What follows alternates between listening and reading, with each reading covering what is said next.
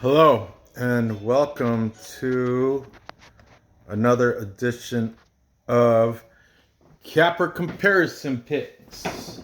Straight camera there if you didn't notice. I'm Ranj and today I will be giving you the Capper Comparison Picks for UFC Vegas 48 main card, main events. Actually, yeah, I know this is the co-main and the main. I think this is actually not. I think I got moved down. I think Parker Porter is now feature fight, but still, I think Miller and Mota is a main card event. I got something stuck in my teeth. I'm so sorry, guys. Let me get it out. All right. Okay, much better. So, be sure to check out the videos I did all throughout this week. I covered all the prelim fights. Last night I covered the select fights, meaning I did the curtain jerker of the prelims, and I did the curtain jerker for the main card, and the feature fight between Parker Porter and who's he beating up this week? Boy, sorry, was not prepared for this. Alan Badeau, that's right, and Bagdev, the Wish version of Cyril Gane. Pretty much Cyril Gane's punching bag training partner. But anyway, moving on to these fights, we're going to open up with the lightweight battle between the veteran Hall of Famer, actually has the most wins of all time as a lightweight, and he's looking for the most UFC wins overall. With this win here, we've got the legendary A10 Jim Miller. And he is taking on Nikolas Iron Mota. This is for real. He's got a 50 fight. Well, this will be his 50th fight. The guy, he already has the most UFC wins in the lightweight division. Most UFC, lightweight division wins in the UFC. He's tied right now with the overall wins for all of UFC with Damian Maia with 33, or not 33, that's professional record. I don't know exactly what the number is, but he's tied right now. So if Jim Miller wins this fight, he will have the sole possession of the record of the most wins in the UFC. What an accomplishment, what a feat. But he's got the chips stacked against him with this guy, Nikolas Mota. Nikolas Mota here is the favorite at -180. He's only lost 3 times, got a record of 12-3. Mr. Iron Mota is coming off a nice win against Joseph Lowry. Now let me tell you a little bit about Joseph Lowry. He's out of Daddy's fight systems. Brad Daddy's. Now, back in 2003, when I lived in Philadelphia, before I even did jiu-jitsu, I went from college wrestler to move to Philadelphia, and I was starting to fall out of shape, so I took kickboxing at the Daddy's School of Fighting or something, or martial arts or something. Brad Daddy's. I remember meeting the guy, but then I met Wilson Heiss. He's one of the fighters out of there. I never met this Maori guy, Lowry, Joseph Lowry, but when I was checking him out the other day, I'm like, hey, I know Brad Daddy's. And anyway, then I went into Balance Studios and went to jiu-jitsu. I just flipped off the Muay Thai kickboxing because Brad Daddy's is a kickboxer. That's his base, and I went to Balance Studios with the Migler brothers and took some jiu-jitsu. But anyway, I just thought that was interesting that Nikolas Mota is coming off a win against Joseph Lowry, who was Brad Daddy's fighter. Before that, he had a win over Juan Gonzalez. That was in the CFFC. That's the Philadelphia Regional, probably the best regional scene you're gonna get. That, or I really like that Mexican Combate. I don't know, there's a lot of smaller regional scenes, but the Philly CFFC Cage Fury Fighting Championships, that is right up there in the top 5 of regional fight scenes. Okay. Then he had a couple. He was all over the CFFC, taking wins there. Like I said, he's only lost 3 times. One of them was, oh, you know what? Before CFFC, there was another Philadelphia scene called 864 Fighting. Nikolas Motta fought in that. That's where he took a loss to Robert Hale. He's 4-1 in his last 5. That one loss was to a guy named Robert Hale, where he got TKO'd round 1, and that was in 864 Fighting Systems. However, look at the Tapology. He has a knockout win over Joe Selecki in that 864 Fighting. He knocked Joe Selecki out in round 3. Yeah, this guy, Nikolas Iron Mota, whatever. He's the one that did it, and now he's taking on A10 Jim Miller, legendary Jim Miller. Jim Miller was ranked lightweight back in his prime. He is now 38 years old. A lot of shade on his age. A lot of people shading him because of his age, and he's got wear and tear. 50 fights. That builds up. It's got to put its mark on you. You know what I mean? Sure, there's a lot of experience. What are you doing, Winston? You got something stuck in your nostril? Trying to get it out? There, snort it out. Snort it out, buddy. But Jim Miller, he is coming off a nice win against Eric Gonzalez. I get, if you want to call it a nice win. He barraged him with overhand lefts and finished him 14 seconds of round 2 for Jim Miller. Good look. But before that, he took a loss. You know to who? Joe Selecki by unanimous decision, where Nikolas Motta, I know it was a while ago, but he knocked Joe Selecki out, round 3. Jim Miller couldn't do it. He lost to Joe Selecki. But you know what? It was a different Joe Selecki. You know what I mean? Joe Selecki, when he fought Mota, was not as good as the Joe Selecki as of today, or as of the one that fought Jim Miller. I'm just putting that out there too. So you can't use MMA math. It's almost like they were two different types of fighters back then. Joe Selecki now is a UFC fighter. Back then he was an 864 fighting fighter. And then Jim Miller before that lost to Vince Pichel. Vince Pichel is good, dude. He is good.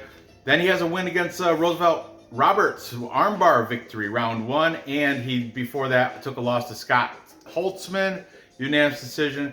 So Jim Miller, he's not looking the greatest, but he's coming off a win. He's 2-3 in his last 5. I don't like to say that, but it's the truth. Jim Miller, he's definitely a test. He's definitely a gatekeeper. If you want to break into that top 15 ever, you'll probably have to fight Jim Miller to achieve that. Okay? He is a BJJ black belt. He's a southpaw. He fights out of his own gym in New Jersey. I think it's his own gym. It's like Sussex County MMA. He started fighting there with he's got a brother that is no longer in the fight scene, but when they started that place, they were, together UFC fighters. I forgot his name. I meant to write it down, but I didn't. He's got 1-inch reach over Nikolas Motta. Nikolas Motta's got 1-inch height, so nothing doing there. Pretty much the same tail of the tape there. And if I didn't mention, Nikolas Motta fights out of Factory X Muay Thai, but I did hear from, I heard from MMA Fight Club that he thinks he's actually training out of one of the gyms in Vegas, so that could be Extreme Couture with Joaquin Buckley, or it could be Syndicate, or it could be, what's the other one? There's like 3 main big gyms in Vegas. I forgot what the third one was, but I don't know. This is all from what I heard from MMA Fight Club.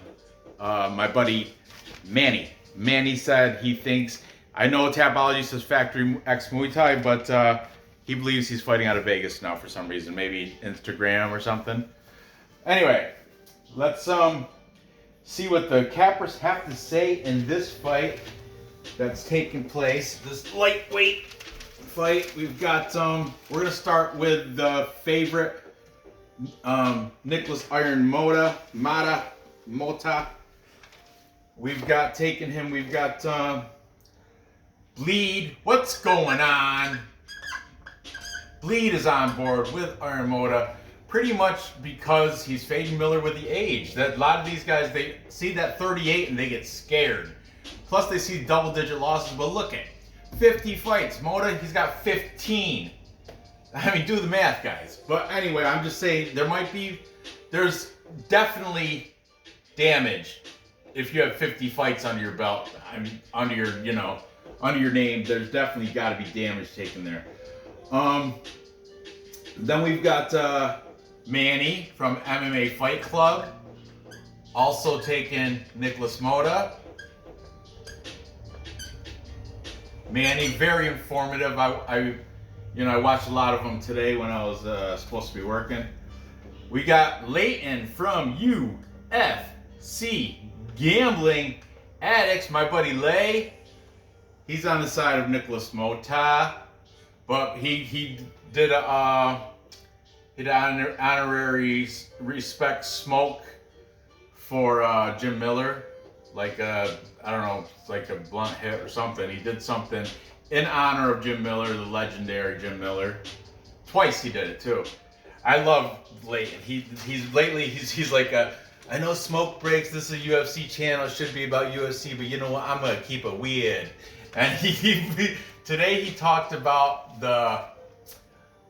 Sorry, I'm gonna go off topic a little bit. Today his UFC. Well, not today. Whenever he did aired it, I think he aired it yesterday or something.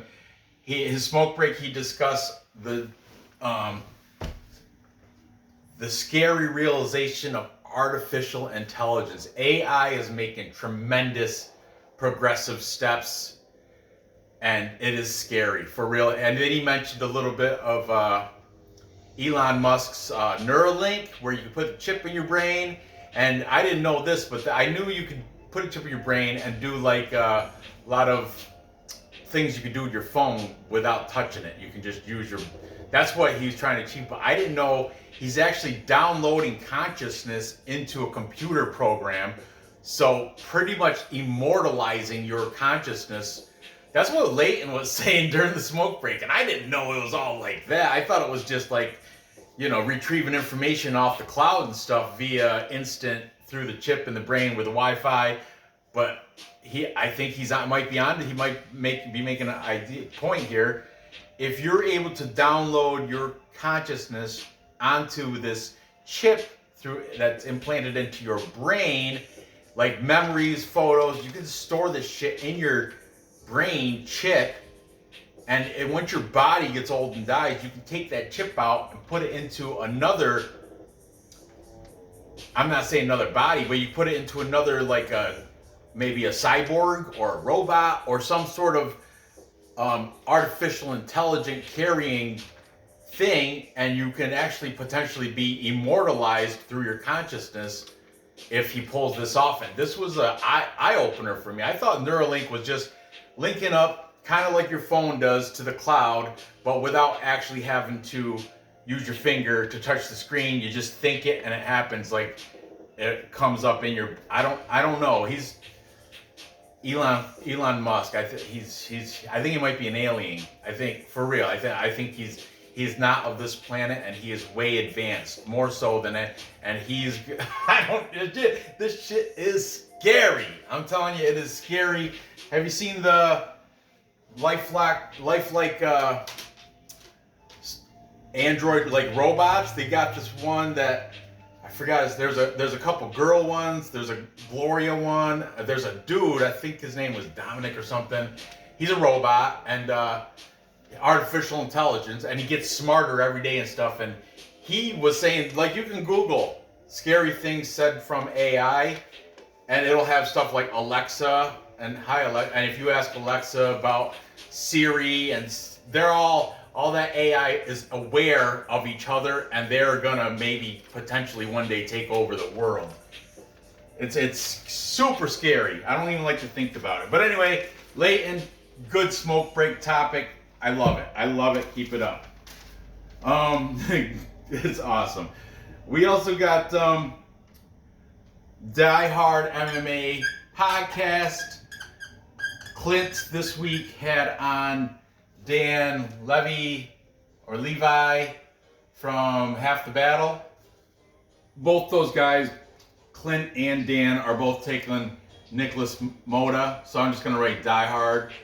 Links are in the description, guys. Check them out. If you don't know, you should. But if you're your first time watching me, yeah, Die Hard MMA podcast is another great handicapper show with Clint McLean. Get it, Die Hard. Anyway, and finally we've got Johnny K. He did a live stream last night, and he had a guest who's already been on the program this week. Blood Money, my buddy Cody. Both those guys, I was kind of shocked to see them doing live stream last night, but I jumped into the chat, and thank you for the compliments and the plug. Those guys, big supporters of Kappa Comparison Picks, as I am them. So Johnny K and I'm gonna have to just write Blood with the dollar sign. I can't write it all. But Johnny K Picks and Blood Money are both taking Nikolas Mota. But Blood Money said the value for betting is definitely on Jim Miller, but he does think Mota is going to probably win this. So this is a full capper consensus, and I think my daughter is in bed. So, sorry, that was all loud and everything for nothing. But a full capper consensus is when all the handicappers pick one side, and it's not a big surprise that everybody's taking the much younger Nikolas Mota, the favorite here. He's expected, even the bookies think he's gonna win. I'm not sold on him though. I don't like to go against a full capper consensus, but something's telling me, I think it's because it's is Jim Miller's 50th fight. He does have way better wrestling in BJJ. Jim Miller's a BJJ black belt. So I'm pretty sure he's got better BJJ, but the thing is Nikolas Mota, he can rock. He's got knockout power, and Jim Miller, his chin has been with that 38. Throughout the ages, his chin is starting to not hold up. Maybe, 10, 15 years ago, different story, but now at 38, it's seen a lot of hits, it's seen a lot of wears. I don't know how hard you have to touch that chin to make him wobble. And I think Nikolas Mota probably can. I want Jim Miller to win his 50th fight. And I want him to get that sole ownership of that most wins in the UFC record. But I can't go against Nikolas Mota because he does got that knockout power. So I'm going to have to go with the cappers reluctantly. You know what? I might change my pick after I watch the face-offs and weigh-ins and face-offs tomorrow. We'll see how Jim Miller looks up there. See how Nikolas Mota looks. Maybe I'll see signs of a bad weight cut or something. But I'm going to have to go with the Kappa consensus here and take Nikolas Iron Mota to beat Jim Miller, unfortunately. I think he's going to probably do it within distance too. TKO, probably ground and pound. I think after a round and a half, Jim Miller just fades because his age gets to him and he's just worn out. I don't know.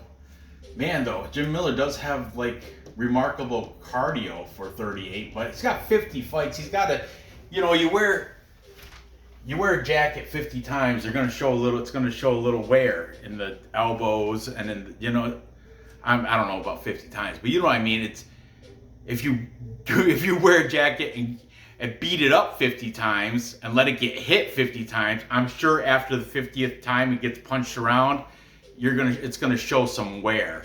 It's gonna show some, weathering. So and I think Jim Miller, all those fights, the age, Nikolas Mota, I think he's gonna catch him, rock him, jump on top of him, ground and pound, get the TKO. And it's when Miller's going to be tired, and that's, like I said, after a round and a half. Right now it's set at 2.5. I think I would take the under on that. -1 for even the bookies think it's going to go under that. So I'm going to say TKO round 2 for Nikolas Motta. But low key, I am rooting for Miller. Moving on. Next, we've got the middleweight fight between Kyle Daukaus, the younger brother of heavyweight Chris Daukaus, and the Night Wolf Jamie Pickett. Jamie Pickett here is a 2-1 underdog, plus 220. Your $100 will win you $220 if you take Jamie Pickett to win on the money line. You don't even have to prop it out. You take him, you're doubling your money plus some. Chris Dawkins, on the other hand, you have to throw down $260 just to win $100. No value there. Maybe as a parlay piece if you're that confident with him. But I don't know if I really am. And I'll explain a little bit why. Chris Daukaus is the favorite here. Like I said, -260. He is 10-2 as a professional. 28 years old. Jamie Pickett's a little bit older at 33. But, you know, what's 5 years amongst friends? Middleweight, it's toward the heavier weight classes. So that's, you know, they're both under 35. Age should not be a factor here in that. And plus, they both have less than 20 fights, not 50. So you know what I'm saying. So anyway, Chris Dawkins, let's talk about him.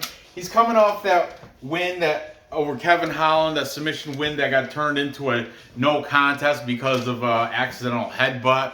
Kevin Holland saw that ticket out of there and jumped on that train.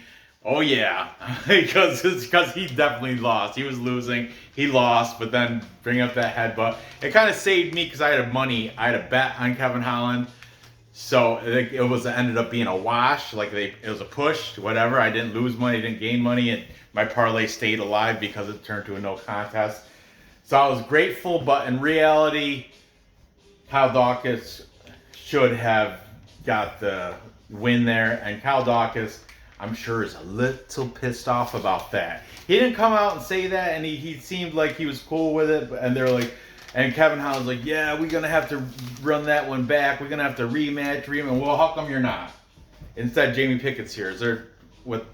Is it because you're gonna go fight in Eagle FC against Diego Sanchez? Is that it?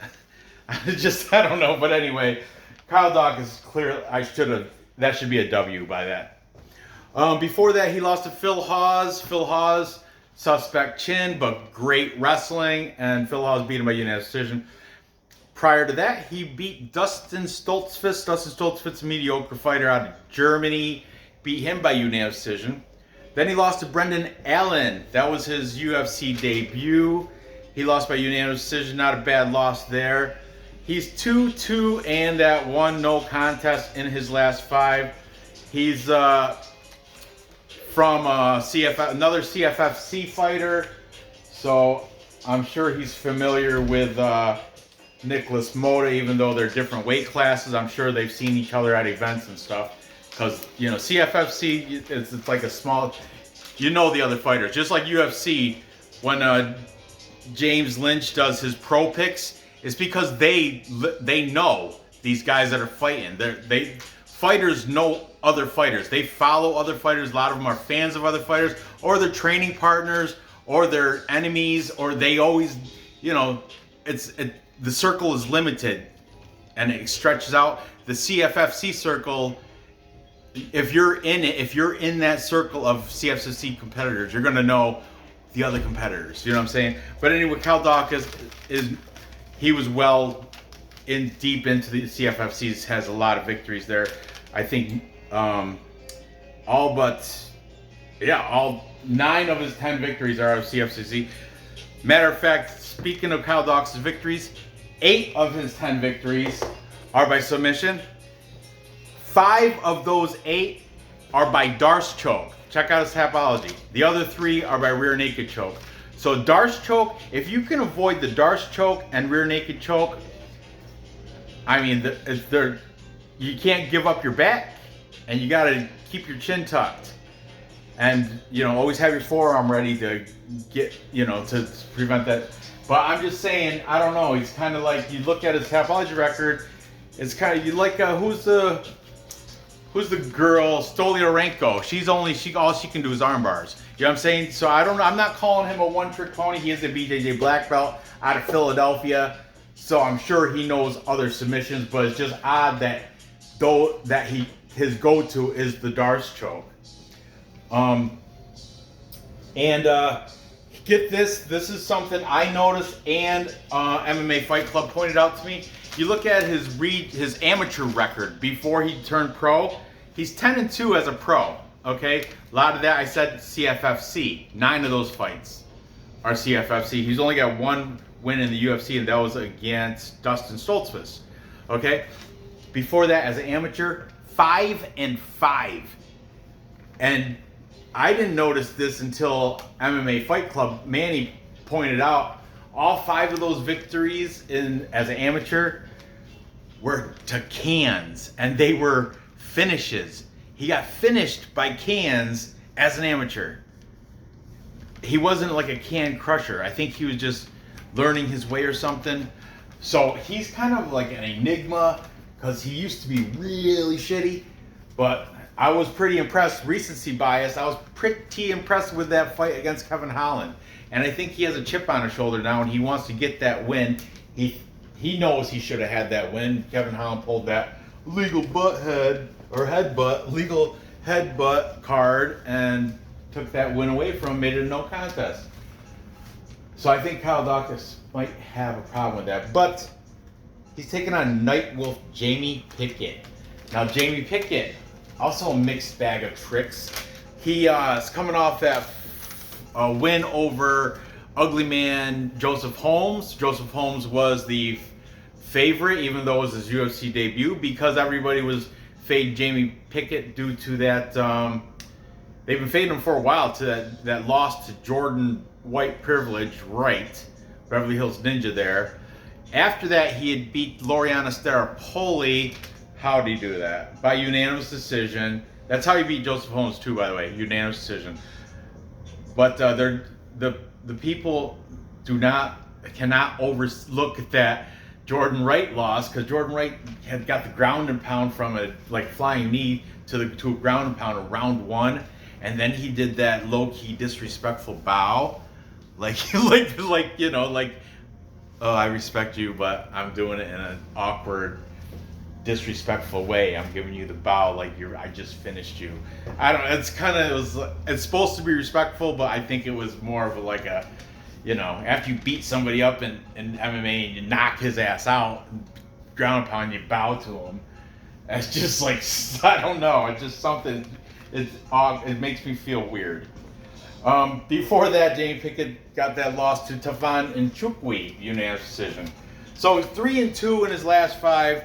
But I will say he's flipped it around. I think that nice win over Staropoli and nice win over Joseph Holmes. Went into both those fights as an underdog, came out on top, and here he is again as a 2-1 underdog. Plus 220 is plus money. How are my plus money junkies? I hope you guys are thinking about taking a pick on Pickett. I'm not saying I'm going to, but for real, listen to this. Jamie Pickett has a 4-inch reach advantage. I know his BJJ is probably not as good as Chris Daukaus, but I noticed another stat about Chris Daukaus. He doesn't go for takedowns. And Jamie Pickett's takedown defense is 85%, okay? Something around there, 85, 87, something, 84, I don't know. His takedown defense is in the 80 percentile. 80th percent, he's 80-something percent.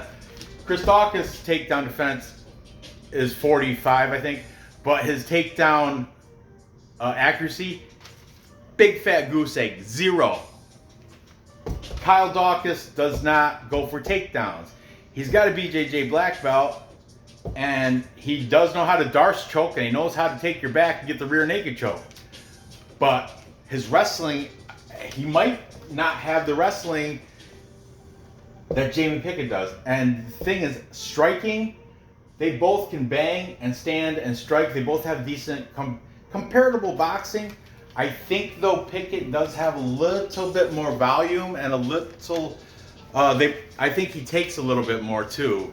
He gives a little more volume and takes a little more volume, but I think Jamie Pickett might have the advantage on the feet, and if he keeps it on the feet, it could be ugly for Kyle Daukaus. It really could. So I don't know. Let's see what the cappers have to say, huh? Taking the favorite, -260 favorite in Kyle Daukaus, we've got the Die Hard MMA podcast. Both Clint and Dan all over Kyle Daukaus. They're fading Jamie Pickett because I'm telling you, that Jordan Wright loss, people still can't get that nasty taste out of their mouth because Pickett that was like the only fight he was favored in. And that's like, you know, and he was definitely a lock on a lot of people's cards. I remember when I covered that fight, like when I was building up to it, I think a lot of people had Jamie Pickett as the lock over Jordan Wright. I know I did. I was a guest on Perfect Parlay Pursuit. That's right. When I was discussing, I'm like, look at the padded record on Jordan Wright from the Alaska scene. He was fighting people that were like 1-36 and just crazy. All like his combined win-loss record was something like against of his opponents was like 3-40 or some shit, something horrible, like horrible. Such a padded record. And I was like, we're laughing, joking, me and the Parlay Punch or Perfect Parlay Pursuit guys, Dan and Alex and Luke, we're all tee-hee ha-ha about Jordan Wright, and everybody is strong on Pickett. Lock. He's nowhere losing. Then he got grounded pound from a flying knee to grounded pound in round 1 against Jordan Wright, the Beverly Hills Ninja. I like to call him white privilege. That's just how he looks. But anyway, I think that was kind of like a fluke knockout. I don't know. It's not every. I think if they ran that back 10 times, Jamie Pickett probably beat Jordan Wright 7 out of 10 times. But whatever. It is what it is. It happened. It's no taking it back. Also taking Kyle Daukaus, we've got Johnny K and Blood Money. Johnny and Blood. Not to be confused with Bleed. What's going on? Bleed MMA is also on Kyle Daukaus. And late in UFC Gambling Addicts is on Kyle Daukaus. But we have the contrarian picker that was making so many good points about Jamie Pickett and about this fight, about Kyle Daukaus and Jamie Pickett. I'm telling you, he goes deep, Manny. Manny goes deep. But we got the MMA Fight Club taking the dog spot here. He said it's kind of like a dog or pass spot. He hasn't placed a bet on it, and he's not sure if he's going to, but the value is there, and he thinks it's going to be a sweaty split decision victory for Jamie Pickett, Nightwolf, and he explained why, because of Daukaus' shitty amateur. 5-5 as an amateur. All 5 of those losses knockouts. To who? To cans. That other people would just crush. So that you just can't erase that. You can't, you can try to overcome that and kind of erase it, like make it people. And maybe he has. Maybe he has surpassed that phase of losses. He's 10-2 as a pro, but he is, I do see a lot of holes in Kyle Daukaus'. I mean, Brendan Allen, that you can't blame for that. And Phil Hawes does have superior wrestling, but has a shitty chin, though. So I don't know. It's just, it's weird. It's amateur, 5-5. That's haunting. But I'm gonna have to reluctantly go with Kyle Daukaus, I guess. I don't want to, though. I want to go with But yeah, you know what? Joseph Holmes coming off, Jamie Pickett coming off 2 wins. I think that was a fluke loss to Jordan Wright. Tefon Nchukwi's not bad, and he went to decision with him. He's got the 4-inch reach too. So if Jamie Pickett can keep it up, and like I said, 80-something% takedown defense to a guy that does not go for takedowns. Kyle Daukaus does not attempt takedowns. When he gets to the ground, he can, do the jiu-jitsu when he's on the ground. But you know what? Every fight starts standing. And if Jamie Pickett can keep it standing with a 4-inch reach advantage, they have pretty much similar statistics when it comes to striking. I think I'm going to go with plus money, plus 220. I think I go with Pickett too. Screw it. Why not? Kyle Daukaus, the lesser of the 2 Daukaus brothers. I'm not saying lesser, but yeah, I think he's. Yeah. I mean, I don't know, but it's just I don't like to talk bad about Kyle Daukaus because I do respect him. He's a good fighter, but something's telling me take the.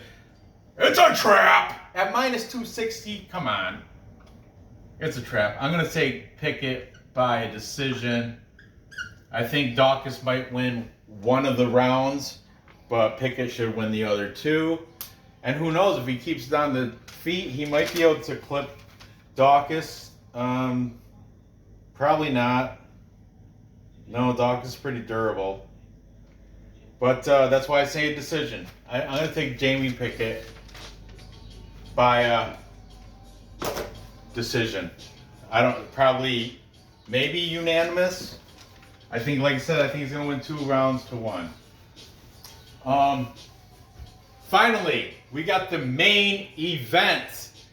Johnny Walker, not the booze, the light heavyweight fighter, taking on Jamahal Hill. His name is spelled Jamahal, but it's just Jamahal. Jamahal Hill, Angela's brother, Angela Overkill Hill. I kid. I'm not kidding. They're not related. They just have the same last name. No relationship there though. But Jamahal Hill, Sweet Dreams is the favorite here, minus 240. That's an unvaluable number, but I suppose if you parlay with all the favorites, you'll make a little plus money. But Jamahal Hill, Sweet Dreams, is coming off that win against Jimmy Crute. Jimmy Crute had that horrible mullet, which is kind of an annoying, horrible mullet. And he got TKO'd in round 1 with that mullet. Jamahal Hill, thank you for doing that. Prior to that, he did get his arm ripped off by Paul Craig, which poor fight IQ. Paul Craig's like, hey, let's play on the ground. Jamahal Hill being confident with his BJJ skills because he trains out of Black Lion BJJ in Grand Rapids, Michigan. I went on the Black Lion BJJ website today. They have they're a BJJ school. They have before they even showed Jamahal Hill, I couldn't even know he was there. They showed their BJJ team first. Then they showed their MMA team, which Jamahal Hill and like 3 other guys were shown with their respective. There's one guy, King of the Cage. He's a King of the Cage fighter. Jamahal Hill's the only UFC person out of that place, but the place does have apparently they have good jiu-jitsu because their jiu-jitsu team was very on the forefront of their website for sure. Like I said, I was like, where's Jamahal Hill? He's not even, you scroll down, oh, there he is. Jamahal Hill's there under the MMA list of 4 fighters they have, but the BJJ team was like 8 deep, 8 strong, all brown and black belts. Anyway, that's enough about Black Lion BJJ.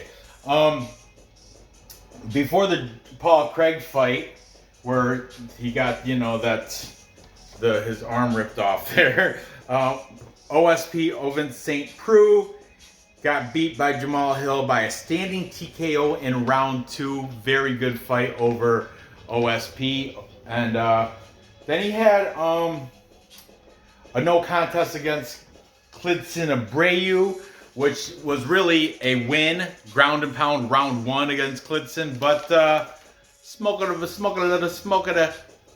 marijuana, and it was just turned to a no contest, which that is just, it's ridiculous, but whatever. I don't know how marijuana is a performance enhancing drug. If anything, I think it detracts from your, I don't know, you can get in the zone, I suppose, but I think if it's not going to enhance your performance, I think if anything, it's probably going to diminish it. That's just my personal opinion. I suppose for training purposes, maybe it might help, but in the overall, if you're high going in to fight a guy and the other guy's not high, you're probably going to lose. So I don't know why, whatever. It'll turn to a no contest. And before that, he took a loss to Daukaus Stolstich by unanimous decision. So Jamahal Hill is 1-2-2. He's 2-2-1 no contest about the weed smoking in his last 5. Johnny Walker is coming off a horrible, pathetic loss to Thiago Santos, where John Kavanagh over at SBG Ireland just ruined Johnny Walker. Johnny Walker used to be unpredictable, go out there, come out with spinny stuff and flying knees and crazy shit that you didn't even see coming, just coming like a madman. And SBG Ireland tried to tame him, he's like, we're gonna start emphasizing your skill set. We're gonna put the reins on you, and we're gonna make you like, we're gonna train you like you were Conor McGregor. No, you can't do that to Johnny Walker. And everybody in the world had Johnny Walker finished, and getting finished against Thiago Santos. Everybody took the under. Nobody expected that to go to decision, but John Kavanagh and SBG Ireland in between rounds was saying, oh, you're up in the scorecards, you're up on point, just keep doing what you're doing, keep feinting, keep outpointing them. But he wasn't outpointing them. Thiago Santos was outpointing Johnny Walker, and I lost a lot of respect for SBG Ireland after watching that. You know who I do like out of SBG Ireland though is that Ian Gary. Ian Gary, he's an up and comer. He's one of my unranked contender contest people. But anyway, SBG Ireland, bad move. But Johnny Walker, he's been everywhere. He's trained in Russia. He trained at Tiger Muay Thai in Thailand. He trained at TriStar up in Canada. He trains in F1 in Brazil. So he's been around the world. I can't find my trainer. Well, get out of Ireland because he's not the guy for you. But whatever. Maybe they got a new game plan, and maybe this time around they're gonna unclip the chain and let him go. Go be free. Be free, Johnny Walker. Go do your flying knees. Go do your spinny shit. Go out there. We messed up the last fight against Thiago Santos. We're gonna let you loose. Let you do your thing back like you used to do when you was winning. So, because before that, he beat Ryan Spann. Elbows and hammer fists. Round 1. That's the Johnny Walker I know. Not the unanimous decision loss to Thiago Santos. Before that, he did take a loss to Nikita Krylov, unanimous decision, but that was, Nikita Krylov just outclassed him. He took a loss to Corey Anderson, round 1 punches. It happens. But before that, he had the flying knee, 36 seconds of round 1 against Misha Serkinov. So it is there. There's Johnny Walker still has that spirit, that fire inside, AFI. That fire inside burning. He wants to let it out. He wants to go out. I think it's an animal that he just wants to set free again and go ape shit on whoever his opponent is on like against Misha Serkinov. A flying knee, 36 seconds of round 1, flying knee knockout. That's the shit that he's got to get back to. And he could do that. He's got the size. He's big. 2-inch height and 3-inch reach advantage. He's not massively got the massive, advantage, but still slight advantage. And when you see them size up in the face-offs, he's gonna definitely be the bigger, imposing person. So, but Jamahal Hill, you know, when he lost to Paul Craig, I give it to him though. His arm was like dislocated or something at the elbow, right? He dislocated his arm, but he still wasn't gonna quit. I mean, he ended up losing by a right hook, right hook after the arm was out of socket and shit. Paul Craig, said, all right, my plan is working. I coaxed him to the ground, ripped his arm off, and now I'm gonna take care of business. So, I mean, but Jamahal Hill, he very durable. I don't see him getting pounded out. If anything, I think he's gonna do the pounding. So this is a very interesting fight. More interesting than the Cappers have it. I'll tell you that right now. But anyway, let's see what the Cappers have to say about this fight against the once fantastic Johnny Walker and Jamal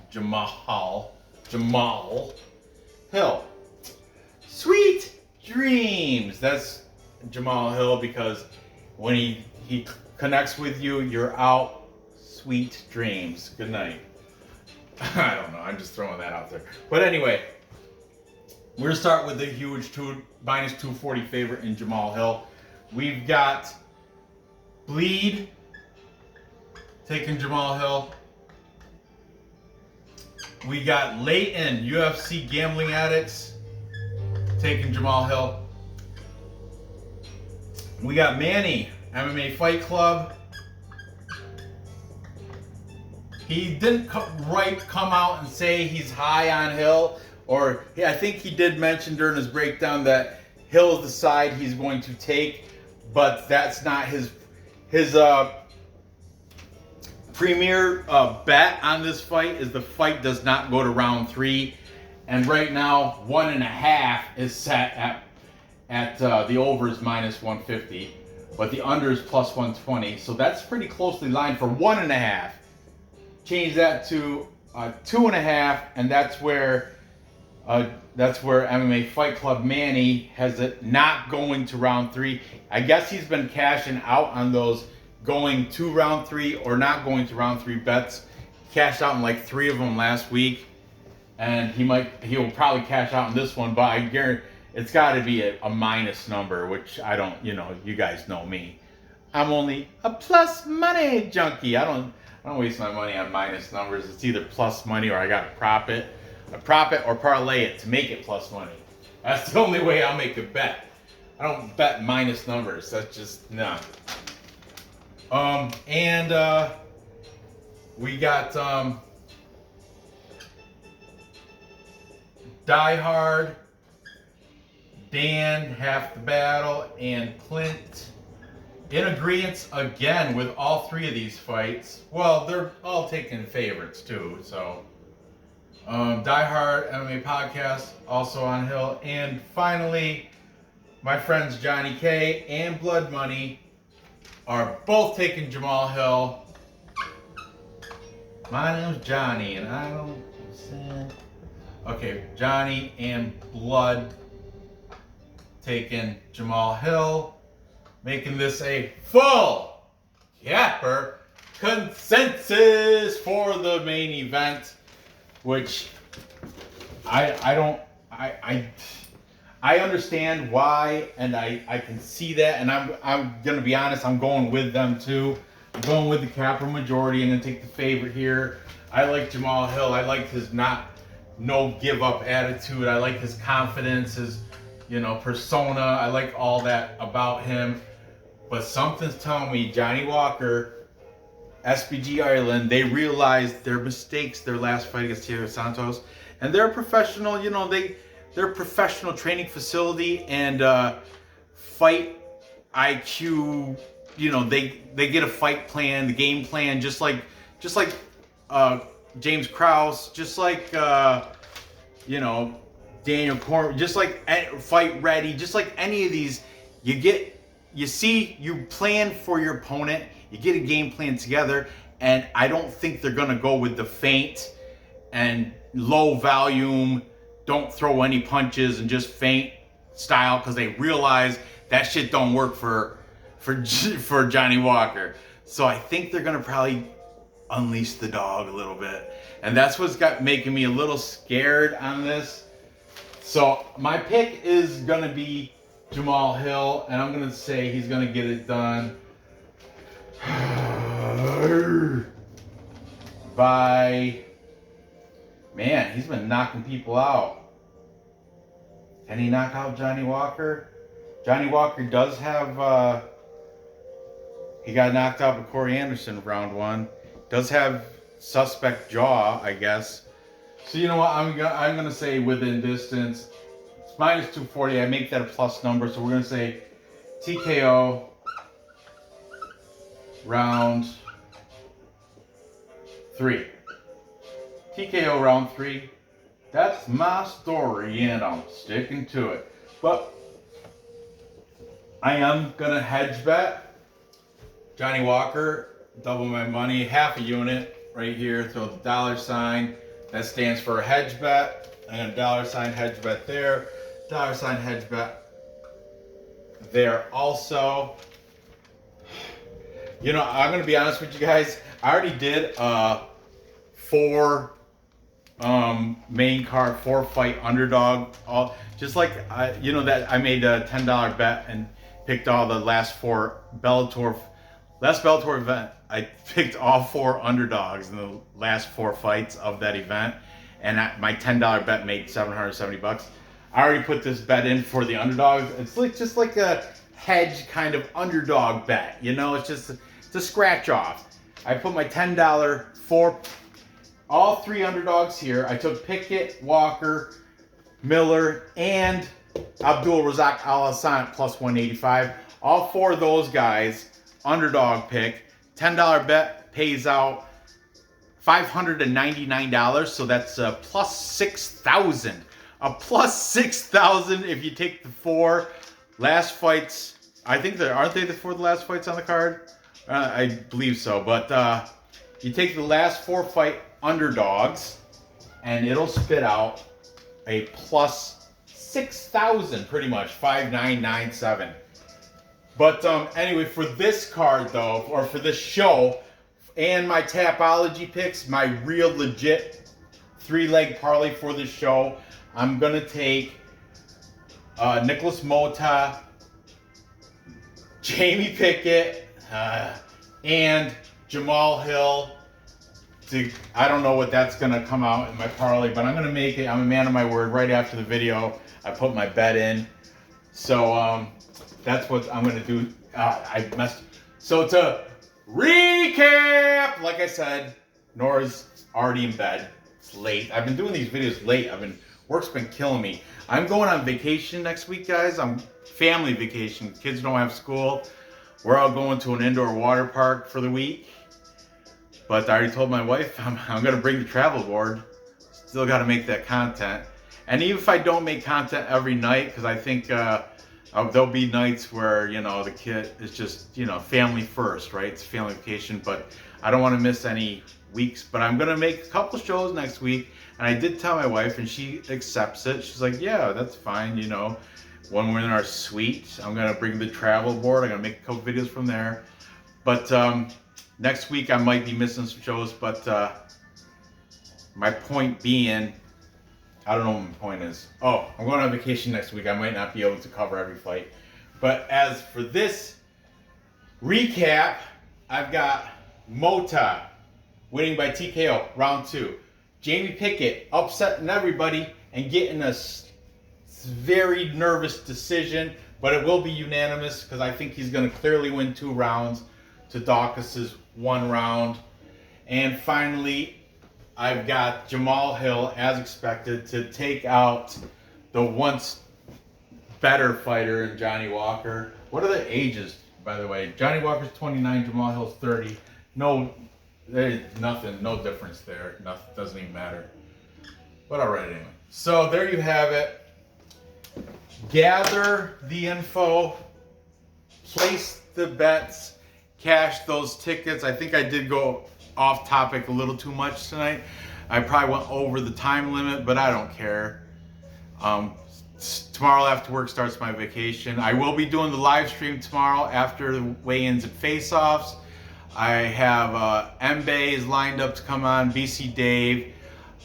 If Cody doesn't have to work from Blood Money, I think I'll invite him to join us. It was supposed to E-Money, but he had to decline this week. Here he said he already had plans. He said maybe next week. But anyway, it's always a good time in the live stream. BC Dave, me, Mbe, sometimes Cody, or sometimes Dev, sometimes another guest. And if not, it'll just be us three, or if not, just be us two, me and somebody else. You know, sometimes people can't make it. But anyway, tune in tomorrow night for the live stream after weigh-in, face-offs, discussion over every fight on the card, where we make a confident 3-leg parlay bet. Good luck on these bets here, and I hope to see all you guys tomorrow during... Holy shit, I went an hour. Talk about jumping off topic. I apologize, guys. But there'll be time stamps in the description, so definitely click them.